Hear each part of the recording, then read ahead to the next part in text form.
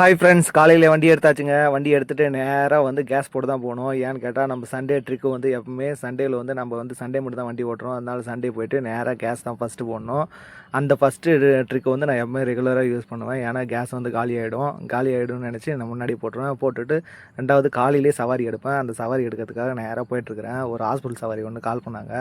அவங்க ரெகுலராக எனக்கு கொடுக்குறவங்க சவாரி. அவங்கள போயிட்டு நேராக வீட்டுக்கு போயிட்டு அவங்கள பிக்கப் பண்ணிக்கிட்டு ஹாஸ்பிட்டலுக்கு கொண்டு போய் ட்ராப் பண்ணிட்டேன். ட்ராப் பண்ணி உடனே அவங்க வந்து சுகர் டெஸ்ட் எடுக்கணும்னு சொன்னாங்க. சரி கொஞ்ச நேரம் வெயிட் பண்ணுங்கள், நான் வந்துடுறேன் அப்படின்னு சொன்னாங்க. சரி கொஞ்ச நேரம் வெயிட் பண்ணுங்கள். அப்புறமேட்டுக்கு வந்துட்டாங்க. வந்த உடனே மீண்டும் அவங்கள பிக்கப் பண்ணிக்கிட்டு நேராக போனேங்க. சரி போகலான்னு போனால் ஹாஸ்பிட்டல் போகிற வழியை பாருங்கள் எப்படி இருக்குதுன்னு. பேஷண்ட் இதில் வந்தால் பேஷண்ட்டு அவ்வளோதாங்க. தயவு செஞ்சு இந்த மாதிரி இருந்தால் ரோடு தயவு செஞ்சு ரெடி பண்ணணும்.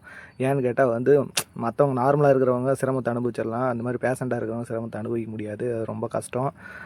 எல்லாருக்கும் சப்ஸ்கிரைப் பண்ணுங்கள், லைக் பண்ணுங்கள் நண்பா, ஷேர் பண்ணுங்கள். இந்த மாதிரி ரோடு எதுனா உங்கள் ஏரியாவில் இருந்தால் கமெண்ட் பண்ணுங்கள். நான் இப்போ நேராக கொண்டு போய் அவங்கள வீட்டில் ட்ராப் பண்ணிவிட்டு நானும் வீட்டுக்கு போய் சாப்பிட்டு வரலான்னு இருக்கேன். Please subscribe.